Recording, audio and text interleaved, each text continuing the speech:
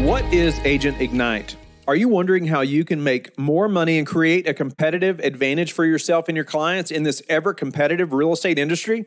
Agent Ignite is the key to furthering your knowledge, establishing your expertise, and positioning yourself as a go-to expert. They deliver new and relevant knowledge so you can expand your clientele, close more deals, and ultimately increase income. Each month features a new guest speaker who will deliver on what is most relevant for your business.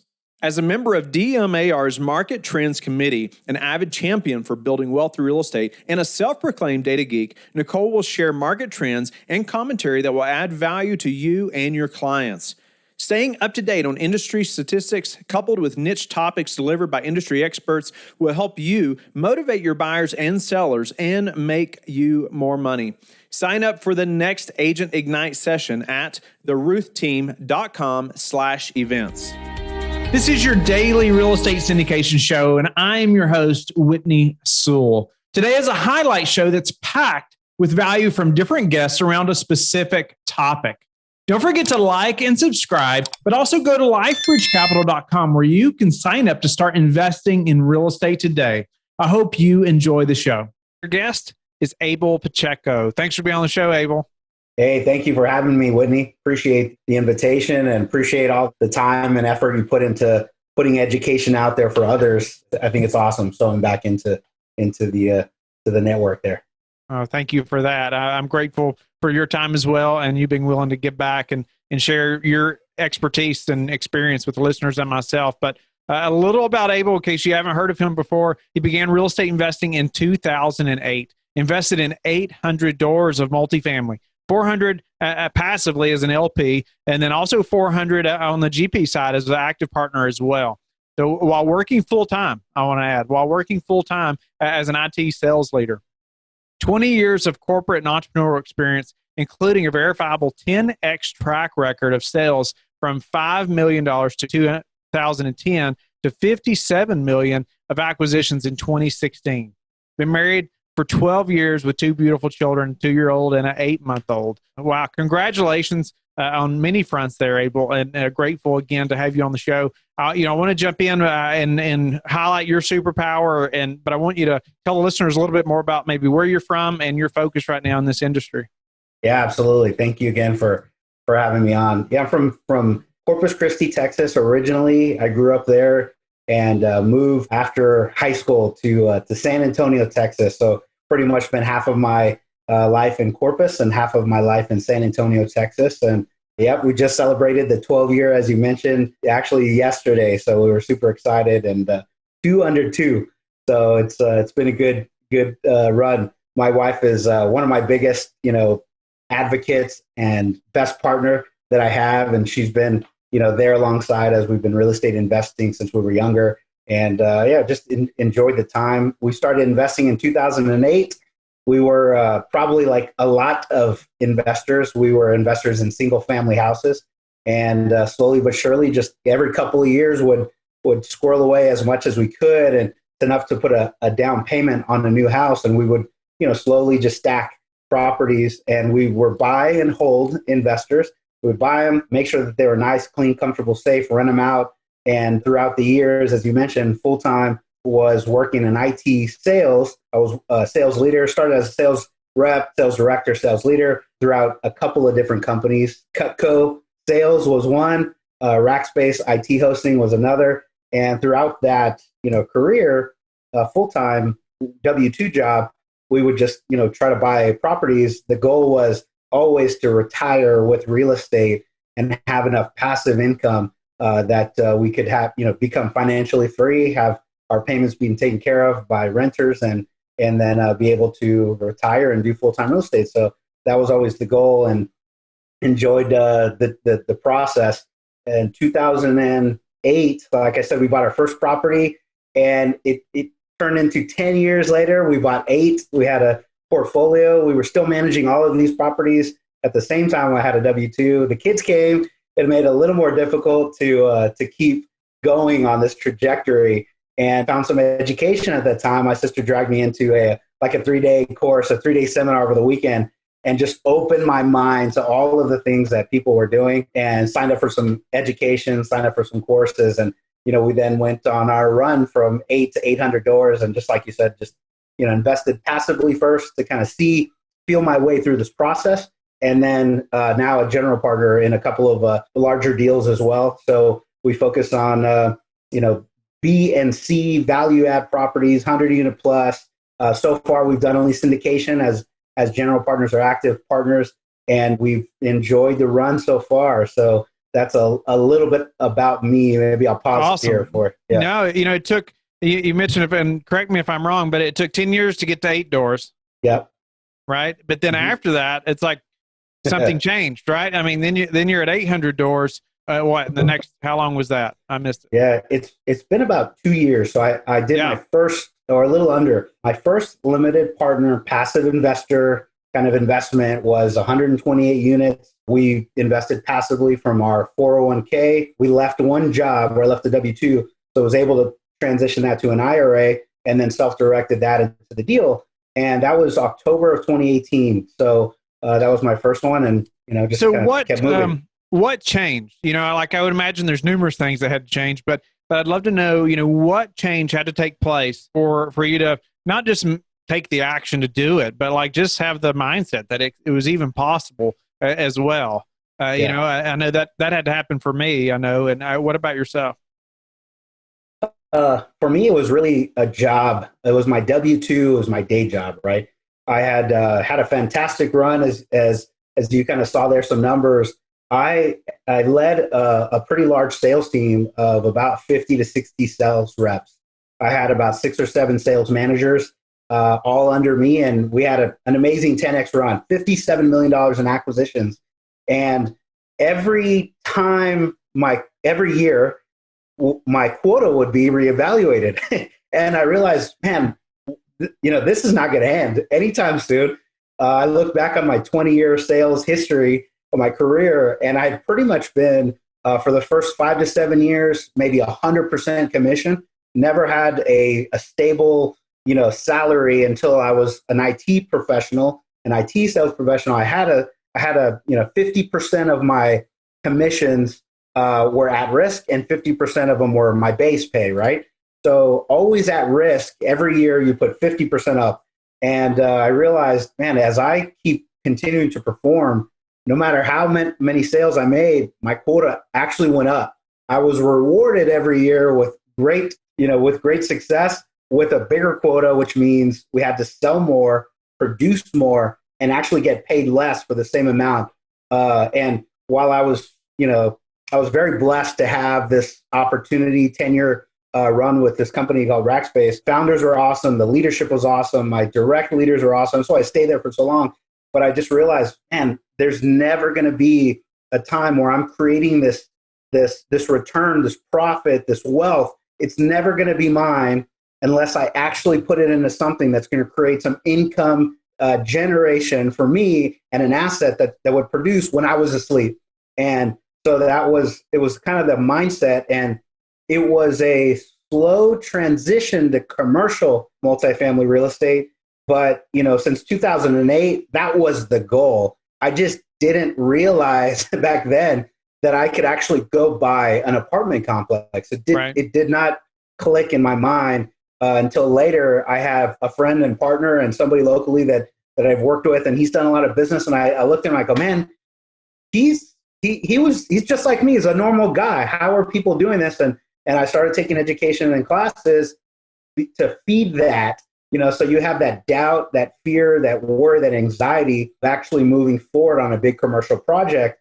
And what allowed me to overcome that was added education. So with more competence, it basically gives you confidence, and it removes some of that fear and anxiety. And then you just keep taking one action after another. Love that. Added education gave you confidence. No doubt about it. When you don't know, I mean, you're fearful, right? You don't know what to expect or what's going to happen or how to do something.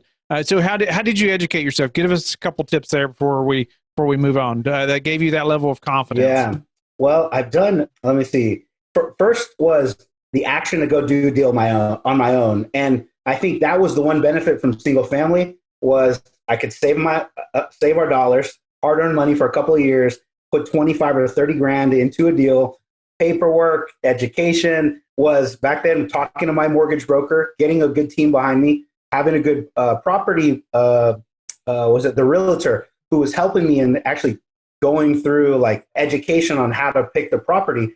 So I applied that same mindset for 10 years, my single family team to my multifamily team. And I said, well, there's got to be something to that. And I realized the team has it feels like a lot more expertise. There's a lot more people, but I, basically did the same process. Who do I need for a lawyer? Who's going to help me, analyze the numbers? Who's going to help me underwrite? Who's going to help me, make sure the asset was good? And so that education came from asking people that I knew were successful. They were doing the same thing that I wanted to do. I asked them for their referrals. And then I also I probably signed up for about 4 to 5 educational courses. I did spend a good chunk of money. 4 courses later, I probably traveled to 13 to 14 cities, multiple weekends. I did this while my wife was pregnant. And we made that decision and said, if I'm gonna do it, you're gonna be alone on the weekends, because I had the full-time job. I have to go travel every Friday and return Monday. And that was a grind probably for my first year, really educating myself hard. So I went to multifamily seminars, the conferences. I went to commercial classes, specifically on commercial, the overall world, not just multifamily, underwriting classes. And I just I signed up for and paid for as many courses as I could throughout, the year. And so that was a fun year. And then every time I was back home, call it Monday through Friday, if I wasn't at work during lunch, washing dishes, outside in the backyard, just podcasts. So I don't even know how to count how many hours of podcasts I've consumed. And then, and then after that, it was like, well, the voice I kept hearing, and I know somebody said, I didn't come up with it, so I won't take credit, but they said, hey, education without action is just entertainment. And unless you take action, none of that education can actually help you. And, they say knowledge is power, but implemented knowledge, that'll change your life. And so that is the kind of those mindsets that I said, I've got to apply and I've got to go do something. I got to invest in a deal. I got to learn from it. And, so that was kind of my education. And then I'm, obviously now I'm still learning every single deal, every single opportunity, every, podcast. We haven't been to a conference in a while, and I don't know how often these are going to come back, during our time where 1,000 of us are going to be shaking hands. But, I'm trying to do these Zoom events now, and, started a meetup. That's helped me through my education. People ask me questions. Started that one locally, and now we're on to webinars and doing these, live webinars every couple of weeks. So that all of that has kind of forced me, well, I'm going to be giving education. I better learn it myself. So that was kind of the progression of education, where I still feel myself, I'm going to still continue to learn as much as I can. Every day, every week, every month. Hey guys, it's Whitney. I wanted to take some time to introduce you to my good friends over at PassiveInvesting.com. They're a national private equity real estate firm based out of the Carolinas. They focus on acquiring institutional quality apartments and self-storage facilities.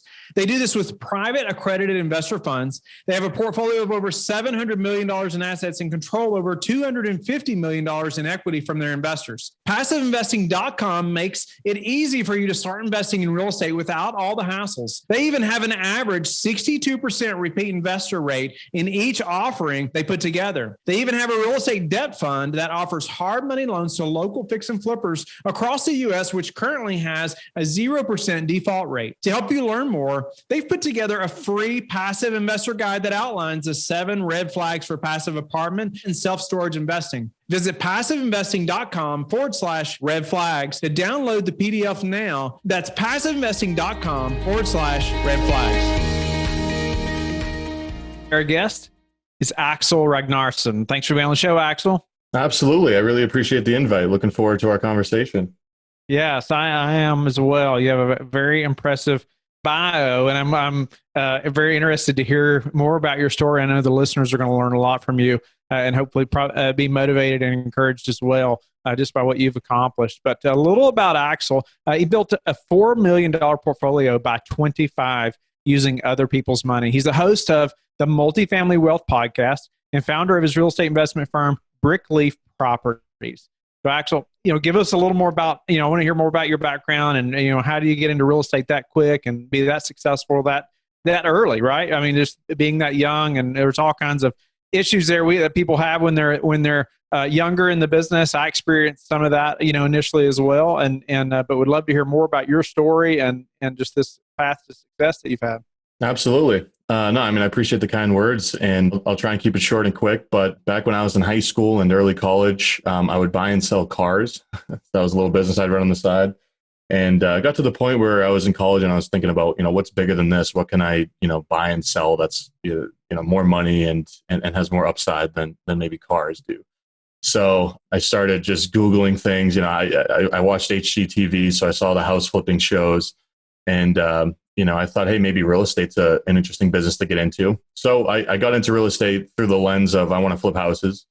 And then as I started doing more and more research into real estate itself, and specifically real estate investing, I found rental real estate investing. And I said, that's probably a better model. You do the work once and get paid in perpetuity. That sounds like a pretty good deal. So I started learning a lot about multifamily real estate specifically and how to actually buy it, especially when you have little cash in the bank or just less cash in the bank than what you'd think you'd need, which is where I was at. And this was in my early 20s. And then through, or probably after around 18 months of just pure research and networking, I found a small multifamily on Craigslist, a 3-unit multi. How long were you searching?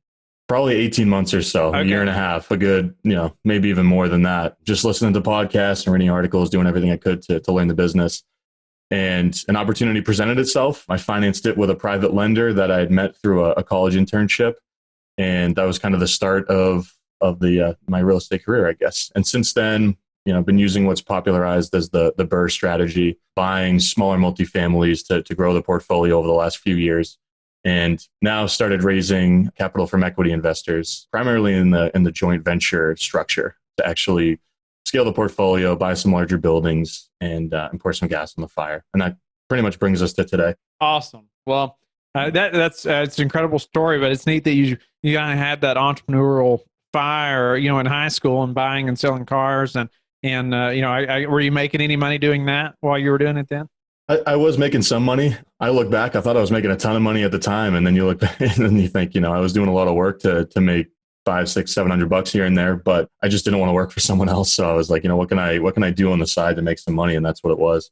Okay. So you looked for something that had more upside, more money that you can make from turning something over like that, buying and selling, and in came real estate. And first you thought flipping, which a lot of people do. You think, oh, we'll start there. But then it was, let's do multifamily, so you have more recurring income. But I want to hear a little more about, that relationship or how you got financing. Because I know a lot of people, they get caught up there, right? They can't get started because they can't get the financing, or they can't get to the next step because they don't have any capital of their own to put in. And so a lot of people will quit there. How did you make that happen?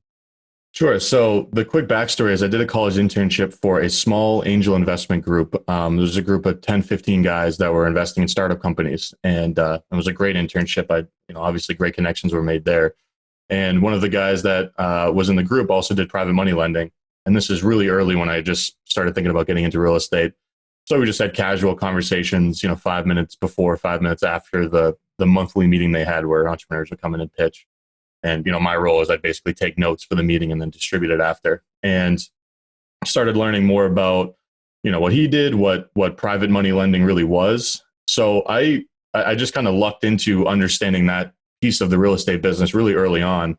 And, the biggest challenge that I faced was, despite the fact that I had a relationship with this person, it doesn't mean that they're going to lend on a deal that I find, right? There's a big gap between knowing someone and having them trust you enough to lend you money. So basically what I did was I just, kept him apprised of what I was doing for over a year. And I was looking at deals. I was evaluating deals. It wasn't like I was, meddling. I was spending, 20, 30 hours a week on top of everything else I was doing, just learning real estate, underwriting deals, making connections in the industry. And soon there was some common connections that I had with him, trusted, individuals that were, well known in the real estate business in our local market. I was just talking to him about deals all the time.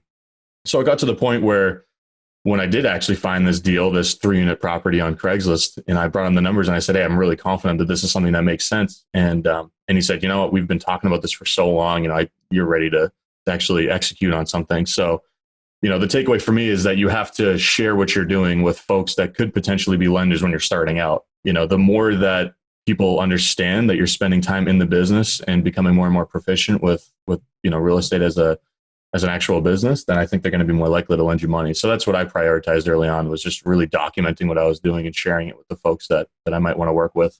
Interesting. So you're sharing. I mean, otherwise people aren't going to know that you're pursuing this, right? And they may have an interest as well, and it's never even brought up if you don't talk about it. Exactly. Yeah, no, you have to share. I mean, it's really important, especially when you want to raise money, because you need to kind of, passively build that trust, whether you're raising money from, in the form of equity in a syndication or something, some kind of partnership, or it's a private money lender. Both, you're raising money in both situations. They're just paid back in different ways. So it's, you have to develop that authority in the space. And it's hard to do that when you start. So you have to be patient and put time into it, but make it a focal point of what you do. Let's talk a little bit about, your lead generation strategy and how you network and how you started growing your brand and your business, and whether that started, what you were thinking then about lead generation and networking and those things, maybe even compared to now, and how you've learned and grown that way. Absolutely. So when I was starting out, right, I had time. I was a college student. I had time to hustle and, pound the pavement and talk to people and look for deals online and underwrite deals. And something that I focused on early on was building some lead channels that weren't the MLS, because this is 2016, 2017. And, it was competitive then. It's competitive now. You're not going to really find anything that's publicly listed. So in my space, which at the time was, 4 to 10 unit multifamily properties, they were smaller in size. I really prioritized networking with the owners in the market that owned numerous properties. And I took a really long-term approach to that. Just, grabbing coffee every 3, 4, 5 months and just checking up on their business, letting them know that if they were interested in selling, that I was a buyer, doing the same thing with the brokers that typically sold those properties. And then I did some more active and paid marketing and prospecting. So I did direct mail, and I actually did a lot of email marketing. And marketing might not be the right word, but email prospecting, where I'd find the owners of a building, get their email somehow, Google search, skip trace it, find what the contact email was in their LLC, however you can grab it. And I just reach out and start, I wouldn't reach out saying, hey, I want to buy this place. This is what I'm going to offer. I'd reach out with the goal of trying to build a connection. So I'd reach out and say, hey, I'm a local investor. I'm interested in buying more in the Manchester market. If you're interested in selling, certainly give me a call. If not, great. I'd love to, to meet and grab coffee and, get to know you, since we're both doing the same thing. So took a really low pressure approach, I guess is a good way to classify it. So a combination of all those things, built a lead funnel that basically outgrew the capital connections I had, which, led me to needing to raise some money. But that's, I placed a conscious focus on those few main areas. And in the multifamily space, you'll find that networking is like probably the greatest way to get the deals comparatively to the more transactional business of single family homes, where one owner is probably just going to sell you one house in their lifetime. Whereas in the multifamily space, you might have an owner that's looking to sell his 6-unit building, but he's got another 80 units in his portfolio that he's looking to sell at some point. So I placed a focus on developing the connections with the people that had the buildings in my market. And then, they called me when they wanted to sell. Nice. I think it's so smart. So smart. And that's just another reason we like multifamily as opposed to single family. And it's so true. The relationship component of, especially syndication business, every aspect of it is relationship and team, business. But even that aspect, that a lot of people don't see or think about that relationship as much. But it is the sellers. You're right. A lot of them have been in the business many, many years, and they have numerous properties, and they're not just going to sell this one. Eventually they're going to sell all of them at some point in time. And so, tell me a little more about how you could just created that relationship. What would that look like? I know you mentioned like sending an email, maybe going out to coffee or, something like that. But, is it like reaching out at once a month? Was it reaching out every week or 6 months or, following back up? How did you finally bring up the property, or how did you share with them that that's, what you're into as well? So I tried to prioritize providing value at as many touch points as I could. And I'll try and explain that a little bit further. But when I'd initially reach out, something that I would do is I'd put together a newsletter for the marketplace that was multifamily focused. And it includes some I'm licensed, so I have access to the MLS. So I'd go on there and pull a lot of the data for multifamily sales in the area over the last quarter or over the last, half a year, 6 months, whatever time frame. And I package that with some maybe key transaction or key events in the market. Maybe there's a new 250 unit multifamily development, right? I think that's something that anyone who owns a multifamily, regardless of the size in that market, might want to know about.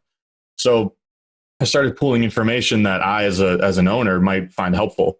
So when I'd initially reach out, I'd attach that newsletter. And at least now it's not completely salesy in terms of the message, right? There's some value being sent. I'm making it known that I want to buy, and I'm making it known that I'm interested in building a relationship rather than I'm just rifling out emails or, messages to, Craigslist for rent ads or something like that. Basically, every time I reached out, I wanted to bring some value. And then after that, I basically put all the contacts I had in the marketplace into a CRM and the addresses of the properties that I knew they owned. And basically, I'd give myself reminders every 3 to 6 months, reach out to this person.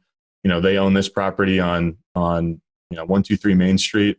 I try and do some research to see, hey, maybe there's something that's sold that's a similar type of building to the one that they own. And, maybe they'd be interested in knowing what the new comp was in the area or something like that. Basically, I did a lot of the things that brokers do, but I basically, applied it as a buyer rather than as a broker. So I tried to reach out, provide value as much as I can. And I think that's not something that a lot of people do. So when I did do that, it's, and it's another reason to just reach out and gives you another reason to stay in touch with people.